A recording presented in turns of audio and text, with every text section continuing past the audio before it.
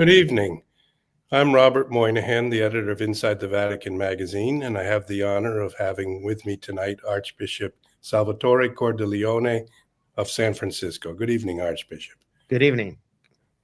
And I'm here in Rome, and I spent the day around Vatican City where thousands of people have come to pay their last respects to Pope Francis.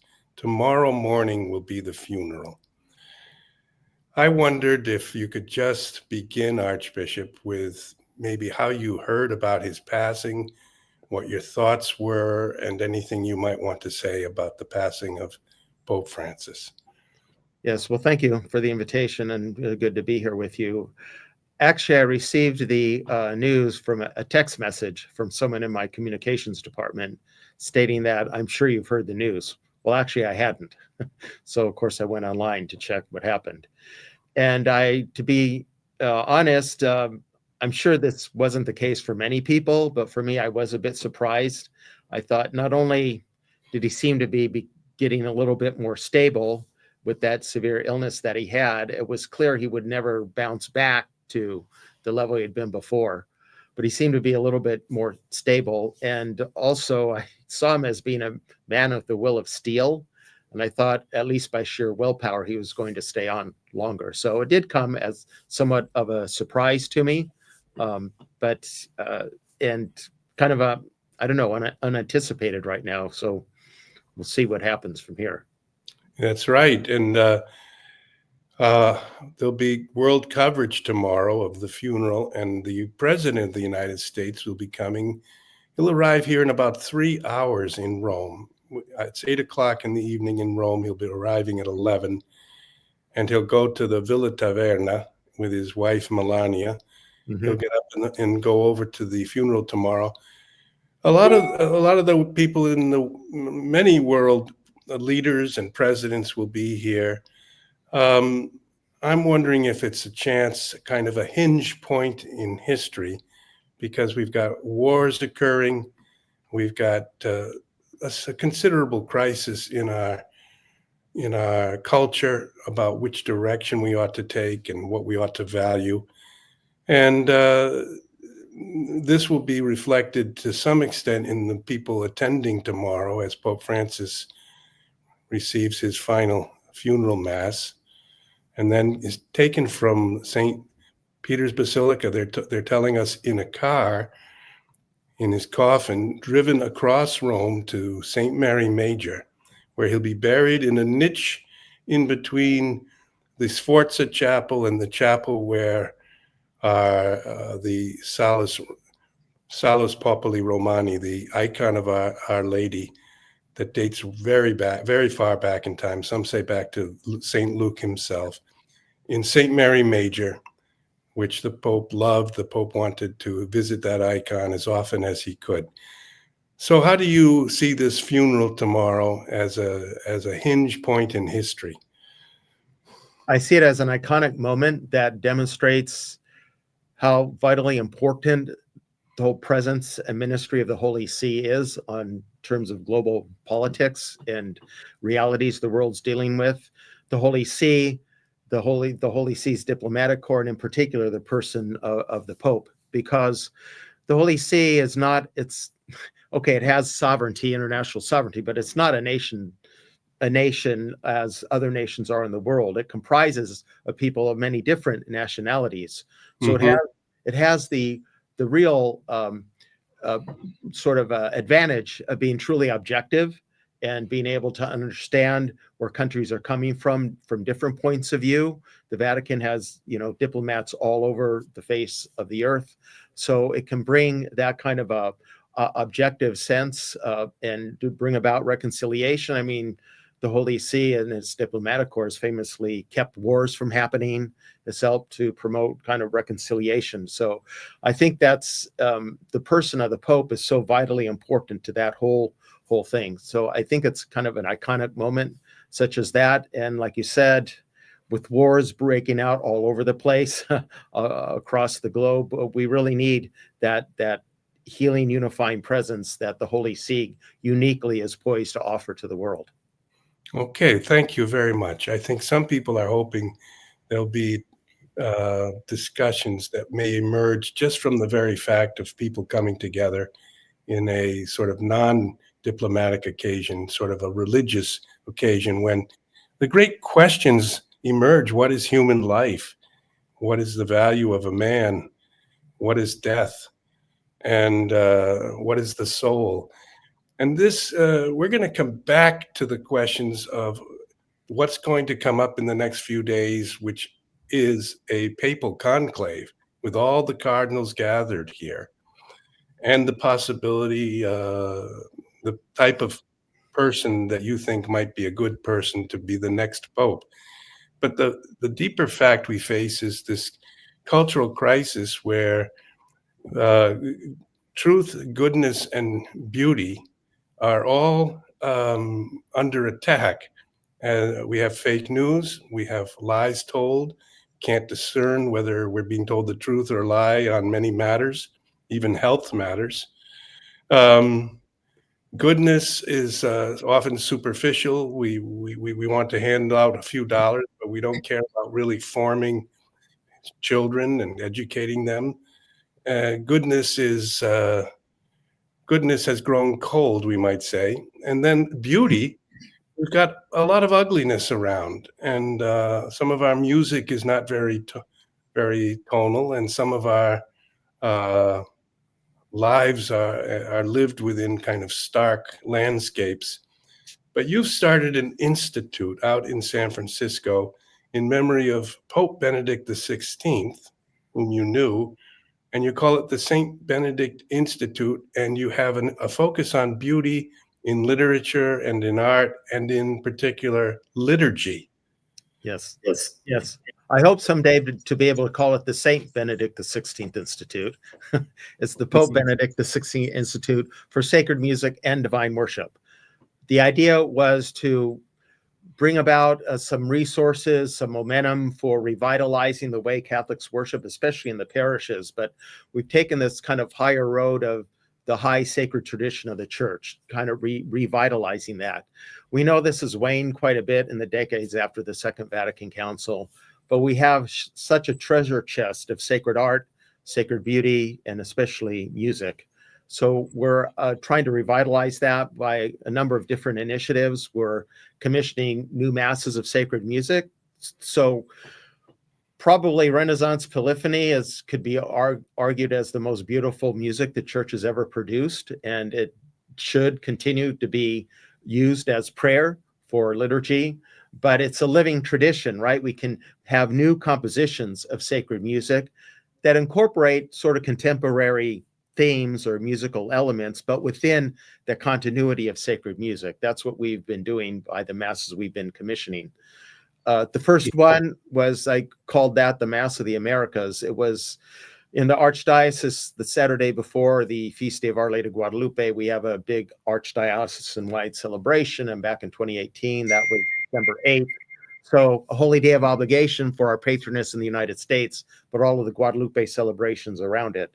So I envisioned this to be a Mass. We all love Our Lady, and we have so many divisions and bitter rivalries, but we all love Our Lady. Doesn't all countries, ethnicities have their devotions to her. So she has a unitive force for the church, especially here in our country on both sides of the border. So I asked the composer, our composer in residence, Frank LaRocca, to incorporate those Guadalupe themes. I'm very familiar with the old devotion to Our Lady of Guadalupe and the popular songs the Mexican people sing to honor her. That's very beloved to them. So I said, incorporate those sounds, those melodies within the context of sacred music. I said, the people they're not used to listening to sacred music at Mass, but I want them to feel at home, which is precisely what he accomplished with the music in Latin, Spanish, a little bit in English. Even did the Hail Mary as a communion meditation in the language of the Aztec people. Now what? That's the language Our Lady spoke to Juan Diego in. So he'd sacralized that language. We had another second Mass we had started in the Archdiocese celebrating a memorial Mass for people who died homeless. So I thought this would be a way of honoring and dignifying those who are living on the streets. So I asked Frank to compose sacred music, but use musical elements to convey what life is like on the streets, the chaos, the instability, and the fear, and all that. Using dissonance and syncopation, musical elements such as that. So we've had a number of these masses that we've been commissioning. We're now working on the Project Guadalupe 2031. A lot of people in our country don't know that Pope Francis, may rest in peace, back in 2022 called for a 9-year novena of preparation for the 500th anniversary of our apparition to Juan Diego there at Tepeyac. So we're scheduling celebrations of the Mass of the Americas, and we have a Our Lady of Guadalupe home enthronement ceremony that people can do in their homes. We've scheduled actually the Mass of the Americas at the Basilica in Mexico City on October 7th, so the memorial of Our Lady of the Rosary, to try to promote awareness of this. And another thing, we see how sacred beauty has a power to unify and also to heal. So we have another project of the Martyrs of Communism to keep their memory alive. I think young people are not being told the horrors of communism, all the human suffering it caused, and not just last century, continues in different ways into our own century, into our own time now. So to honor the memory of these great heroes of our faith through the sacred beauty. Well, it sounds like you are turning the Archdiocese of San Francisco into a cultural hub for a kind of restoration of Catholic beauty. You know what young people tell me when I go to these liturgy conferences or we have one of these beautiful masses, then they get exposed to it and start learning about it. They kind of get angry. They say, this is what I've literally heard them say. I've been deprived of my Catholic birthright. They see what a treasure chest of beauty that I have that they were deprived of when they were growing up. So yes, it is a sense of a restoration. It's not like going back to, it's reviving what has been lost and incorporating into, you can never erase history anyway, but we can revive and incorporate in new ways. Like the examples I gave, the first two masses we had commissioned are examples of that. You revive the sacred tradition, but incorporate it into the world in which we're living. And it attains the status of classic, so it will be beautiful and sacred in every age and in every culture, even while reflecting the culture that it's in. So what I told Frank in composing this Mass of the Americas, I said to do with music, use the sense of sound, using music, what the Franciscan missionaries did here in California and throughout the Southwest, with the sense of sight, with architecture. The Mission Church, right? The Mission Church, it's a traditional Catholic church, but it reflects the local culture with kind of the colors that are used, obviously the building materials, the art that developed around it. It's a unique contribution to that tradition, but it begins to transform the culture. Now it's one of the most popular architectural styles here in California and throughout the Southwest. So it's a matter of reviving and yeah, we can incorporate new things we learn while keeping within the continuity of the traditions so it can attain this classical status where it's beautiful in every age and in every culture. All right. I'm thinking maybe it would be nice to hear just a few bars of part of your sacred liturgy. I don't know if maybe you, Katie, could find something. What is the Mass called again, Archbishop? The first one we commissioned, the Mass of the Americas. It's their YouTube clips are available of it. We also had it reconfigured to fit for the traditional style pontifical Mass, which I celebrated back in November of 2019 at the National Shrine in Washington of the Immaculate Conception. So it's, people can see that. They can go to our website, the benedictinstitute.org, and they can see clips of these masses. They can get more information about the Project Guadalupe, and they can see about, we're organizing a pilgrimage to Mexico for that October 7th event. So they can get information on that and register. Okay, and then aren't you having a conference in early July? Yes, this is at St. Patrick's Seminary, the Phones at Kuhlman Liturgy Conference. We had one 3 years ago. So it was the first kind of significant liturgy conference after we were emerging from the COVID pandemic. And this is a cooperation between our seminary, St. Patrick's Seminary in Menlo Park, that's hosting it, the Benedict XVI Institute, and the Catholic Institute for Sacred Music, which is based at the seminary, are working together for this conference. So the Catholic Institute for Sacred Music, this is another initiative we have going on here in San Francisco. This focuses more specifically on educating liturgical musicians in two key ways. One is it offers graduate level education, so they can go through a course and be awarded a master's degree in sacred music. So yes, it focuses on the musical side of it, the history and principles of sacred music and how to teach Gregorian chant to children and an intro to chant. But it also incorporates the liturgical side. So this is what we need, the integration of the music and the liturgy, and this is what the Institute does. So all part of the coursework is history of the Roman Rite, Latin for church musicians, for example, and liturgical theology. So it's kind of an integral approach. They teach online during the school year and then in person during the summers. And the director of the Institute, Dr. Jennifer Donaldson-Novitska, has put this program together in cooperation with other experts who can teach this. But also there's an outreach to the general public. So it's a resource. She has a study day for parish musicians, so they can learn what does the church actually say about what we should be doing with music in the parishes, and how can they learn what the church teaches, and how can they be able to do that, and giving these available resources. And their public lectures and concert series, and also, of course, to teach the sacred music to the seminarians. So she's also the director of music at the seminary as well. So there are these different initiatives that the Catholic Institute of Sacred Music is doing, and they and the B16 Institute are working together on this Phones at Kuhlman summit. Will begin the evening of Tuesday, July 1st. We'll have 3 pontifical masses. We'll have 3 pontifical vespers. 3 cardinals will be speaking at it. Cardinal Sarah, Cardinal O'Malley, and Cardinal Ranjith will have to speak kind of remotely. It wasn't able to travel at that time. So I'm very grateful to them and many other excellent speakers. Beautiful liturgies and time for people to meet and discuss and network and support each other and the good work they're trying to do in authentic liturgical renewal. So, Well, you've touched on so many things. I did at first wonder what Coleman et Fons was, and then I realized it was the Summit and Fons. Source and Summit from, Sacrosanctum Concilium, the famous line about the source and liturgy is the source and summit of all of the church's activity, right? The source from which it flows and the summit toward which it is directed is the sacred liturgy. And this is the name of your conference.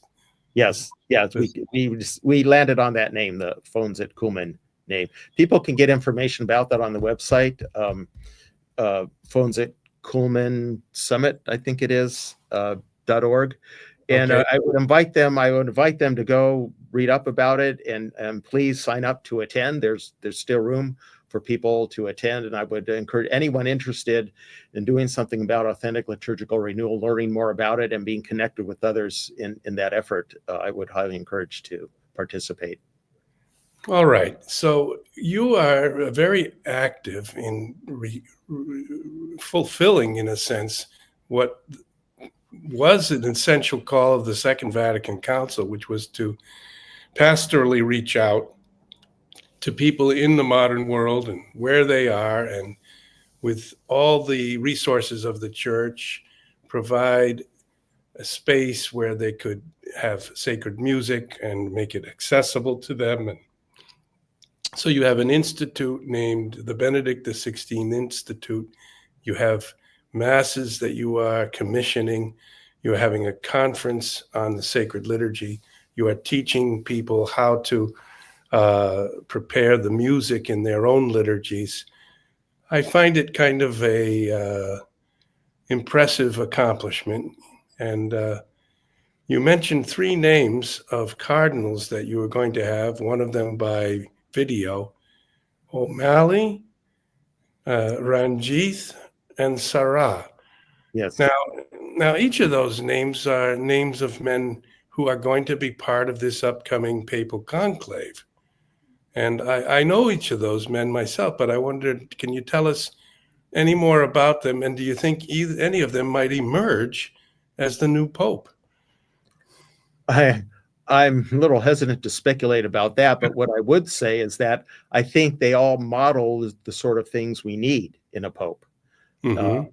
Cardinal Sarah, anyone who's read his writings can kind of appreciate who he is. He's a man who's a great courage. That Marxist regime, he had to, where he was the Archbishop there in his home country of Guinea, the government even hunting him down at one point. So very courageous, but he's so mild-mannered. So he's gentle, Yeah. but with the nerves of steel, with his courage and his vision for what the church needs in recovering this authentic sense of Catholic worship. And coming from Africa, but having lived and served in Rome for much of his life, he's in a position to be able to credibly critique and criticize what's going on in the West, and he's not hesitant to do that.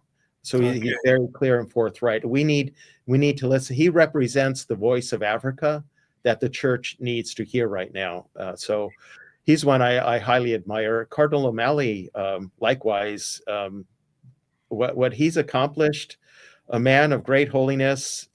When he in the barrage of the reports of the sexual abuse, and especially the epicenter there in Boston, what he stepped into and the healing that he brought and the unity into that archdiocese, and it has really rebounded. And he's a man, he has great compassion, of course, love for the poor, and he lives it seriously in his own life.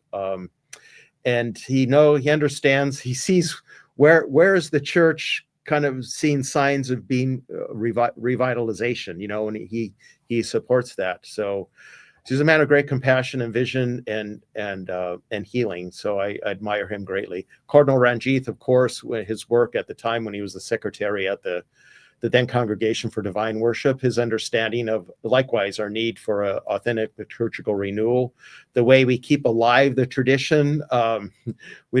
He understands that it's not a matter of issuing orders from above and imposing them on people, but we need to keep alive the tradition so it's a lived part of the Catholic experience, so we can come to a sense of worship that works for people in the world today. But he understands it's not going to work if it's not in continuity with the tradition. So a man of great wisdom, and likewise a man of great courage as well, with the persecution of the church there in his home country of Sri Lanka. So yeah, he's yet another one I admire greatly. Mm-hmm. Yes. I guess it's not really our task to speculate on candidates. I don't want to either. But the idea that each of these men have characteristics and virtues which are much needed in anybody who would be the leader of our church, I think is fair of us to say. Yes. Yeah. I would like to ask you a little bit about your own vocation and maybe your formation. How were you formed into the type of man you are now? It all comes from the family of origin, right? And I came from millions of other people had this story, the immigrant story. My grandparents were the immigrants, both sides of the family, immigrants from Sicily. My father's father was a fisherman, and my father, he was the last generation, right? The sons always followed the trade of the father, and he and his three brothers all followed in that trade of fishing. I grew up in San Diego, which was kind of the center of the tuna fleet back in those decades when I was growing up in the 60s and the 70s into the early 80s. So he was a commercial tuna fisherman. The family was very close. Those grandparents lived next door to us. My mother's parents were 3.5 miles away. The cousins were within a few miles of each other. So there was family stability. This is the most important thing for a child in growing up, is having stability in the home. And that's what we had. And we had a large, extended family. We were together all the time. I suppose by today's standards, we'd be considered a devout Catholic family. By the standards then, we were just kind of a standard family. We went to church on Sundays. I actually went to public school, but we went to our catechism classes every week. Mom took us to confession every couple of months. So the basic way of observing the Catholic faith. But I always felt a connection to my Catholic faith. I always knew it was important. I wasn't thinking about being a priest when I was growing up. So growing up in San Diego, it's also a big Navy town. My father had served in the Navy. I was down at the waterfront a lot where he had his fishing boat. I saw the Navy there. So I wanted to give my life to a greater cause. I wanted it to make a life that was worthwhile living. And so I thought it was be serving my country, maybe like a naval career or maybe some form of military service, because I wanted to do something heroic and serving a greater cause with my life. But again, the faith was always important to me. My parents never had to force me to go to church against my will. I went on my own as a teenager. So later in life, toward the end of high school, and then especially my first year of college, I was getting more spiritually serious and asking, the big questions in life. And what really purpose has God put me here for? What really is going to make a difference? There was a young priest at my parish that kind of inspired me. I was dealing with these questions in my mind. It seemed whenever I heard him give a homily, it was addressing those questions that I had in my mind. So I finally got up the courage to talk to him about maybe exploring this idea of being a priest. And he referred me to a discernment weekend at our local seminary there, where I was able to meet other young men thinking about the same thing. I felt kind of lonely for a while. I thought I was the only one in the world with this crazy idea. So meeting other men, thinking about that, and meeting the seminarians, getting to know what the seminary life was like and all that kind of broke down some sort of mental barriers that I had and opened my mind more to that possibility. And then the real decision, people call it a vocation. Did you actually hear a call? The call comes on the inside. So to me, it was a matter, I wasn't absolutely certain when I entered the seminary. They told me the seminary is a time to test the call. Of course, they're testing you too, and you test it within yourself. But I felt this draw that's kind of this nagging sort of a thing, right? God can be the great nagger, and it just thought wouldn't go away. So I knew I had to test it. So it did take me, a few years in the seminary, through spiritual direction and discernment, realizing that this is a life that I can give myself to, and what are the sort of the spiritual resources, aids that I need to be able to persevere in this vocation with prayer and spiritual direction, confession, and healthy friendships. So through all of that, I had a sense that I was fitting in and beginning to thrive. So it sort of confirmed this thought I had that wouldn't go away. And once I gave myself to that, I felt a great sense of freedom. And that to me was a confirmation of the call. And what did your mother and your father say to you when you said to them, Dad, Mom, I'm going to become a priest? They were very supportive of me doing what I thought I was supposed to do with my life. So I think they were pleased, but they weren't like kind of pushing me in that direction. They wanted to be open to if this was my call, and if it wasn't, and I decided no, after a while, no, I'm not really called to that, they would have been open as well. So I think they were pleased and supportive without being trying to force the issue one way or the other. All right. Well, you're going after what my own father said to me, because he was a seminarian for a couple of years. He said, it's the high road, and it's the highest calling. You kind of leave aside the ordinary callings and trades and professions, and you try to make yourself a priest of God. That's what he said in his journal, which he left to me. And yes. He spoke to me about this. How can a man become an alter Christus, another Christ, a priest of God, prepared to offer sacrifice for the sins of the people and heal the people and add and bring the grace of Christ into the lives of people. Is this an awesome task? Well, it certainly is an awesome task. I mean, we're supposed to imitate Christ, right? Be the face of Christ and his hands and his heart for his people. So it requires a life of great virtue. And the saints all tell us, the virtues begin with humility. The priest has to begin with a sense of humility, that he enters into the priesthood, not for himself, not for his own glory or his own comfort, but to give himself in generosity to his people. So he needs that sense of humility. Sometimes he has to suffer for being faithful to his call, rather if those might be internal temptations he tries to overcome, or persecution he receives from without for his fidelity to the gospel. But he needs to receive this as God's gifts to help. C.S. Lewis, if you ever saw the Shadowlands, he uses that image about the chisel, God's chisel. Each whack of the chisel hurts, but he's shaping us into something beautiful if we don't resist that. So I think what we suffer for him is helping to shape us into these virtues. And then for the priest, so that he can truly be an image of Christ for the people whom he serves. Beautiful thoughts. Well, at the end of his pontificate, Pope Benedict, and you have the Benedict Institute, I think Benedict has been an inspiration for you. Yes. Had a phrase in his inaugural Mass, I should say, which was yesterday, 20 years ago. It was 2005, we're in 2025. It was the 24th of April. And toward the end of his homily, he said, "Please pray for me that I will not flee for fear of the wolves." Now, the one who doesn't flee is the Good Shepherd. He takes care of the flock. The wolves come to try to grab the sheep off the edge of the flock, and the Good Shepherd is vigilant so that he protects his sheep.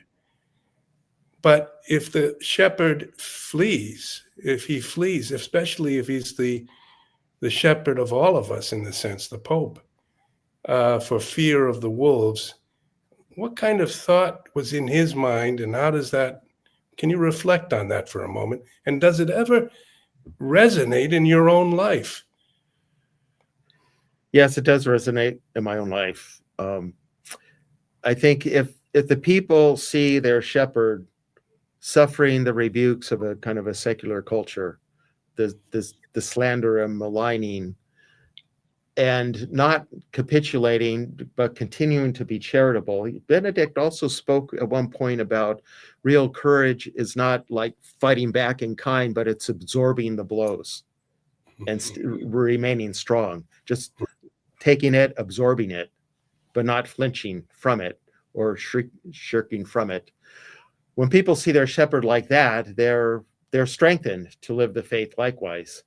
If they see their shepherds fleeing before whatever threat it might be, threat of unpopularity, of being maligned, of suffering any kind of inconvenience, they will begin to be scattered, in the sense of they're not going to live their faith seriously either.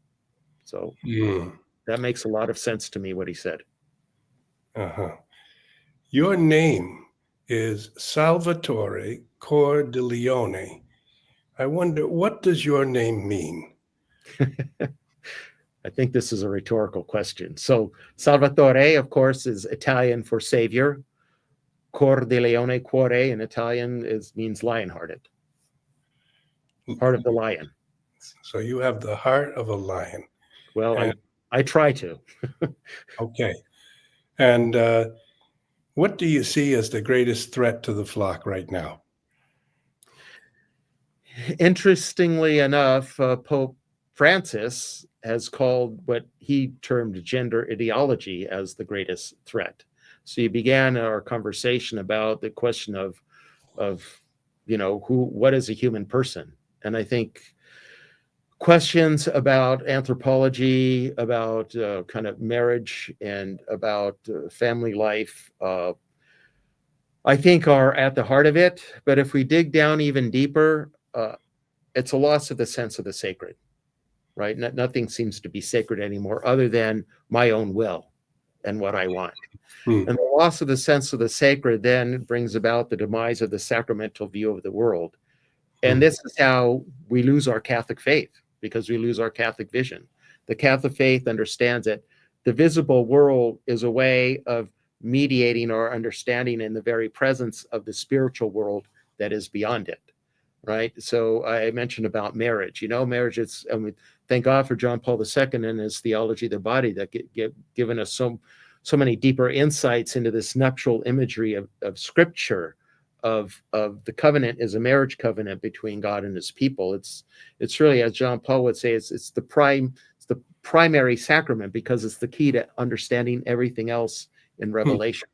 So we have this sense of what is in physical reality is to mediate for us an understanding of something deeper, of spiritual beyond it. But if we don't have a sense of the sacred, we lose that sacramental sense. And I notice how it kind of permeates into the mentality of people, pro or con. When I was a child, there was much more respect, for example, for the American flag, right? You would never dare let a flag touch the ground, for example, and the reverence, and still to a large extent, that it's treated with when it's folded and raised and lowered on the staff and so forth. So this is like an example of how it gets into people's mentality, that sensitivity. But then when we lose that, that also begins to affect everything else. It begins to affect our understanding. What is our whole purpose of being a human being, of our sexuality? What about the life in the womb, life of the poor and the marginalized? You spoke about truth, beauty, and goodness. They all work together. So that sense of goodness, of service to the poor, is not just a matter of kind of a condescending, I give you something because I have the means and you have the need, so here it is to take care of your need.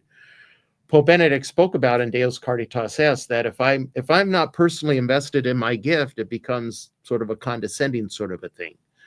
So that's why in our tradition, the civilization the church has built, we have so many examples of people who not only helped the poor, but became poor for the poor. They were people of means, claims to nobility. They would actually become poor and live in poverty for the sake of the poor. So that the most outstanding example that people know about is the patron saint of my own city, right? St. Francis of Assisi is the exemplar of that. But there are so many others in our Catholic tradition. But this comes out of this sacramental understanding of we incarnate the presence of Christ in this way. We have a comment from one of about 250 people who are watching us right now live, Archbishop. And this person says, wish Cordileone was among the electors. He should be a cardinal. I wonder if that prompts any thought in your mind.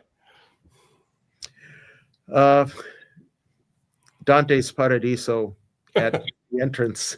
Remember at the entrance, people at the entrance, they were abandon all hope, all this is the Paradiso. This is the Paradiso. Oh, in Paradiso.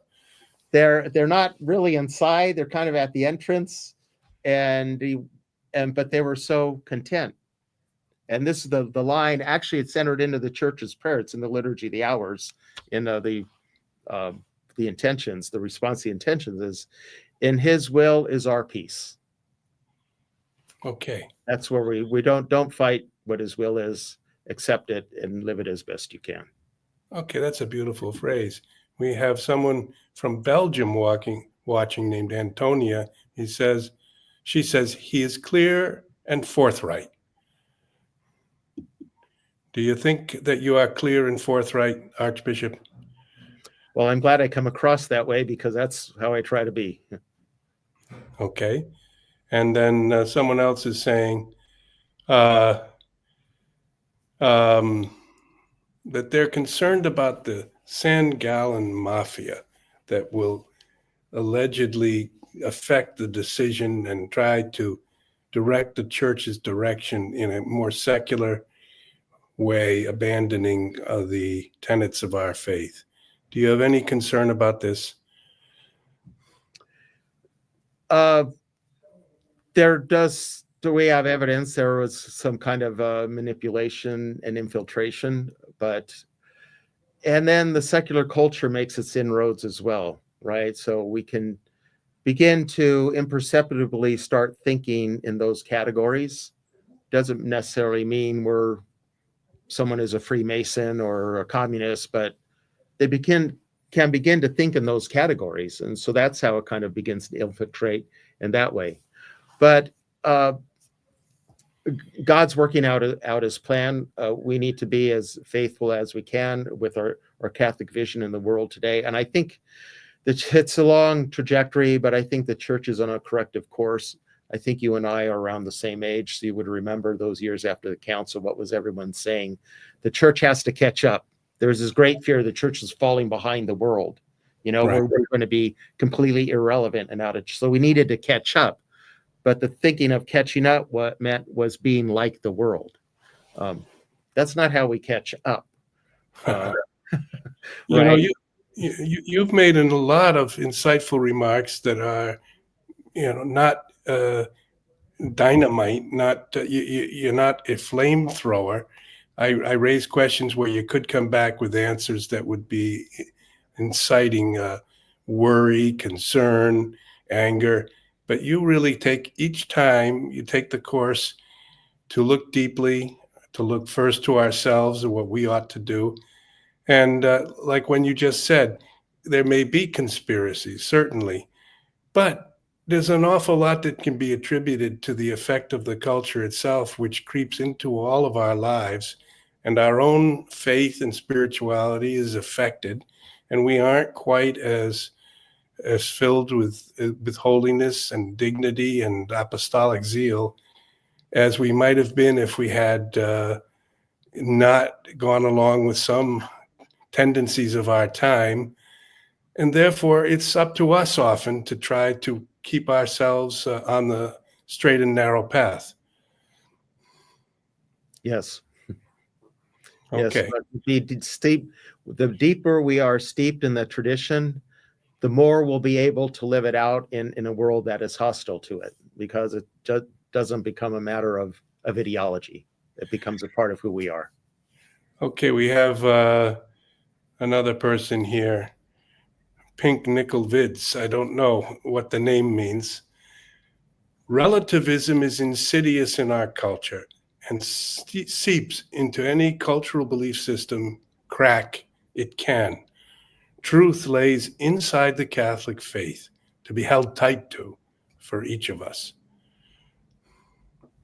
That first remark reminds me that perhaps the key insight of Pope Benedict XVI, Joseph Ratzinger, was that the one,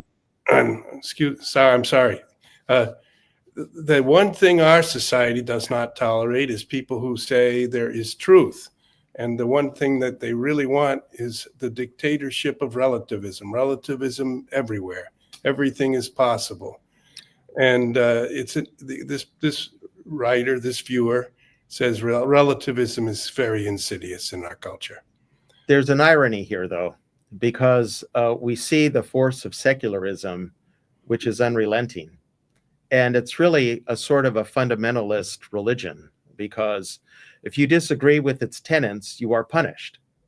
There's actually, I think relativism might be more of a front for another agenda behind that, because people who disagree with tenets of the secular ideology, about whether that's about gender issues or about life in the womb issues or whatever it might be, they're punished for it, right? Just look at the speakers that go on university campuses, elite university campuses, that are shouted down and disgraced because they dare to offer an alternative point of view from the infallible dogma that they're challenging with that of the secular religion.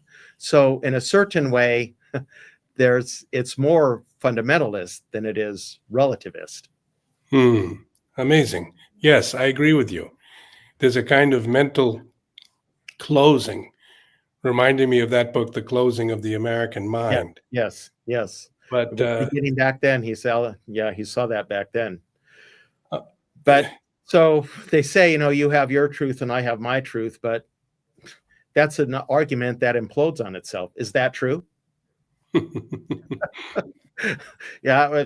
If it's true, then there is something that's true. If it's not true, then, maybe my truth is the real truth and yours isn't. So there's an argument that doesn't work. Another story I heard, the philosophy class, the student asked the professor, why is truth so important? And the professor responded by asking, is it the true answer you want or the false answer? All right. Well, we're verging toward the end of our conversation.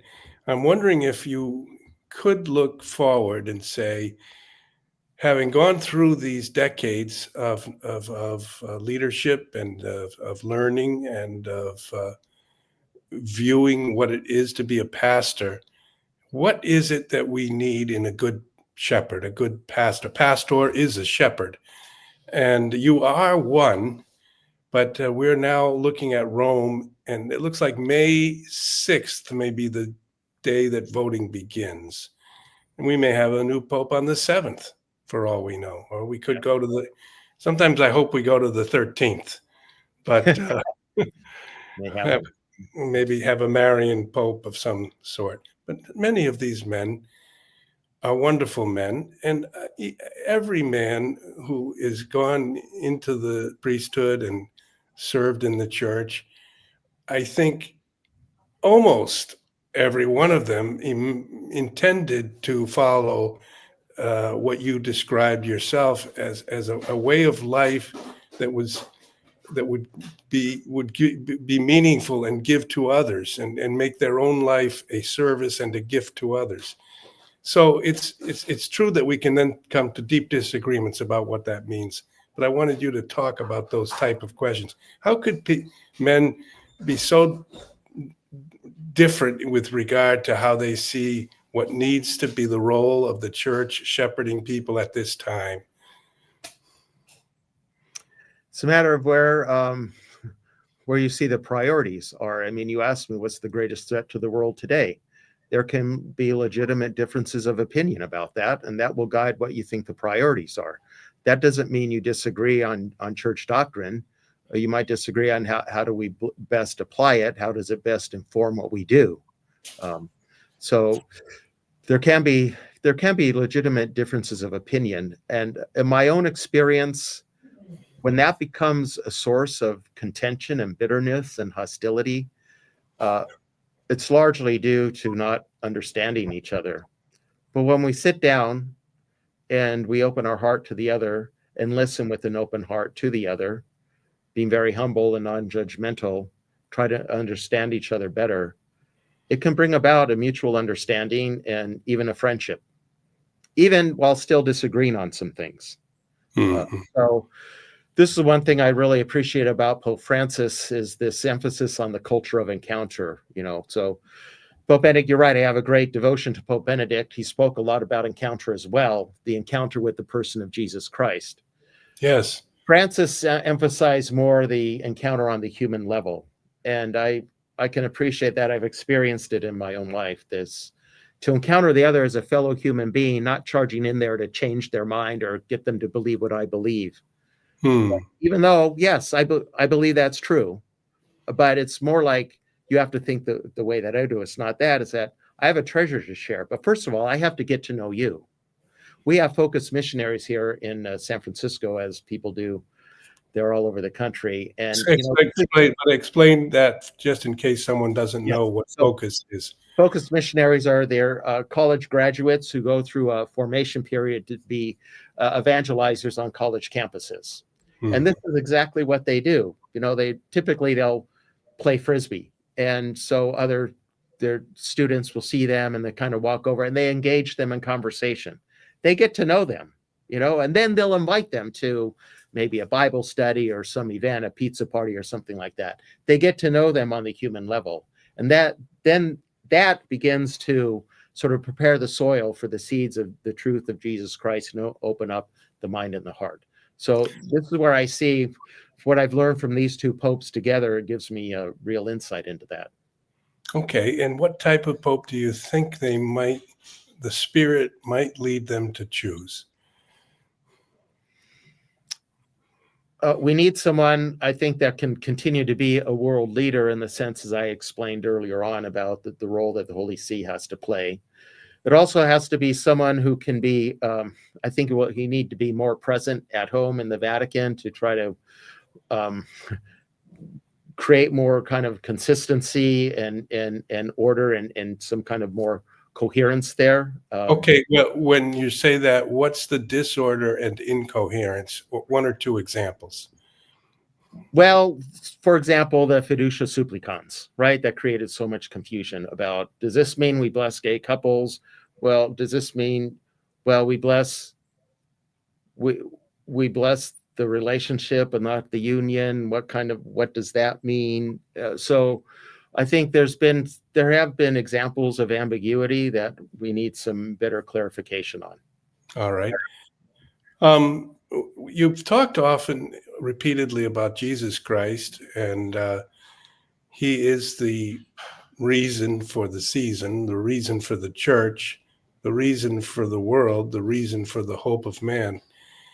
How do we reignite this sense? How do we show people that what we have is a treasure that is unique and answers the needs of the human soul and human heart, and brings joy rather than burdens us down with a kind of weary misery?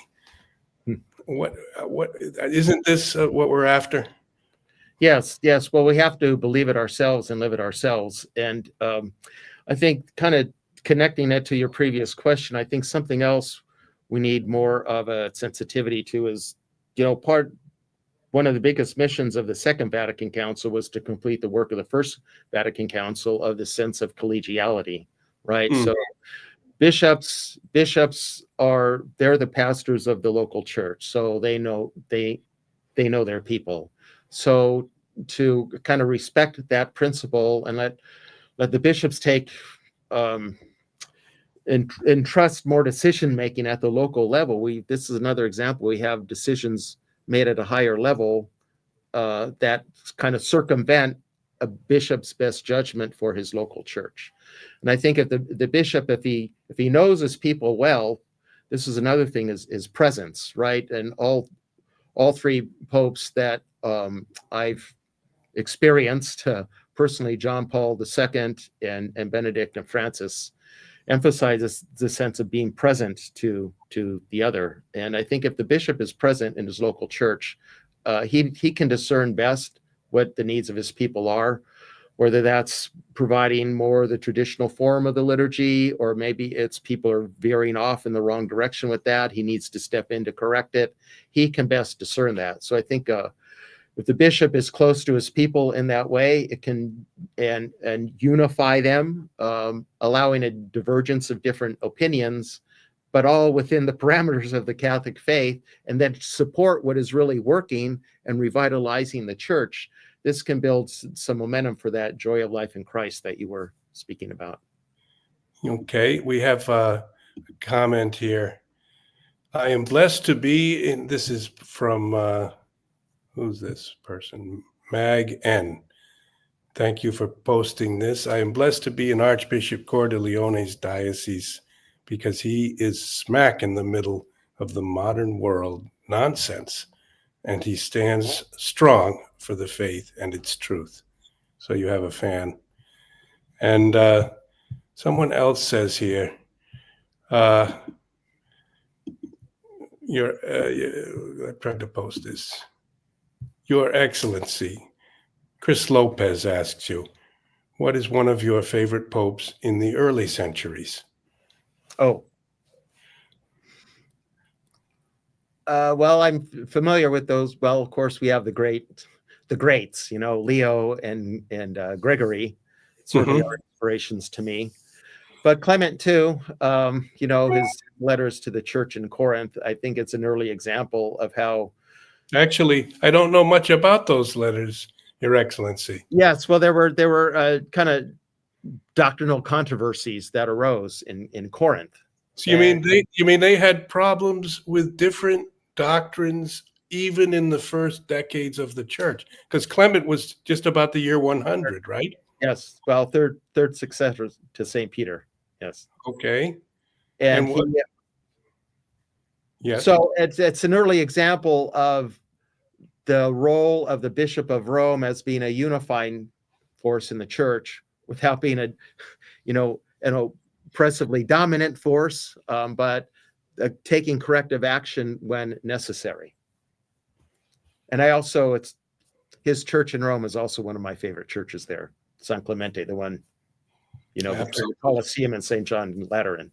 Absolutely. It's about 4 levels down. Yes. And beautiful mosaics there. And Cyril and Methodius is buried there. Yes. As well. So, in Rome, there's a richness of ecclesial treasure and spiritual treasure.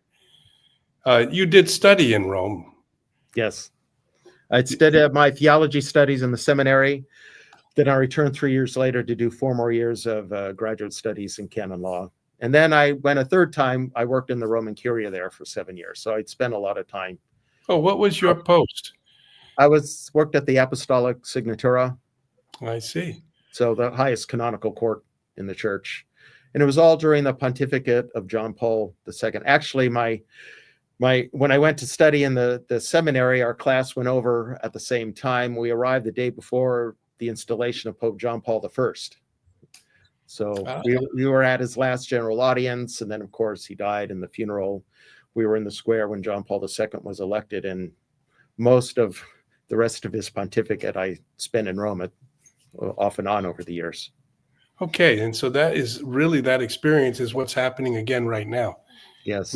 We had on Monday morning the death of Pope Francis, and I actually saw him from 3 feet away on Holy Saturday evening. Mm. And he came into St. Peter's Basilica when we had gone with a little group of pilgrims, which included a family with 5 children. And there were just 200 or 300 in the whole basilica because we were right on the dot, 5 o'clock for 7:30 Mass. And about 5:20 or so, or 30, we heard some clapping in the back of the church by where the Holy Door and the Pietà are. Mm-hmm. And I said, that can only mean the Pope. Otherwise, I never could imagine people doing that. And then I looked, and then I saw the white hat moving and way across, because I was over by the Veronica, over near the side of the altar toward the St. Joseph Chapel and the back entrance of the basilica. And then he came in front of the altar, and his chair was placed in solitude. His people pushing his wheelchair stood away, and he was silent, I think 6 or 7, 8 minutes. And I think, what is he doing? Now, as I think back, I think he was going through his life in front of the Virgin Mary. Yes. Because he knew he was verging toward the end. Mm-hmm. And I was privileged to sort of witness that. He was silent. He was in front of the Virgin, in front of the altar, and then he nods, and they come and they start to wheel him.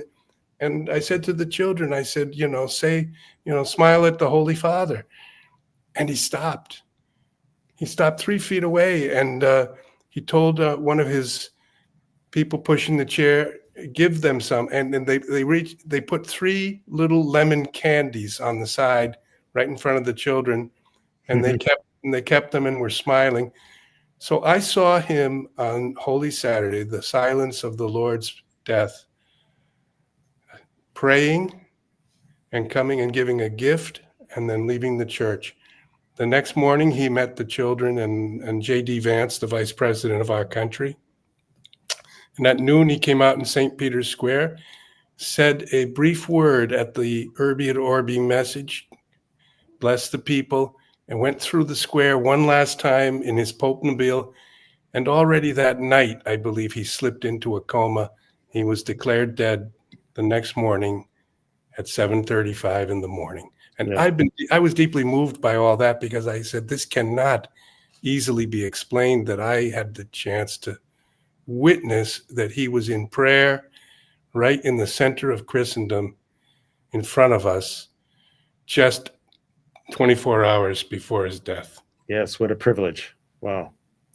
Yes. I Well, find it very moving that he wants to be buried at the St. Mary Major, and that great devotion he had to the Solus Populi Romani. It's absolutely.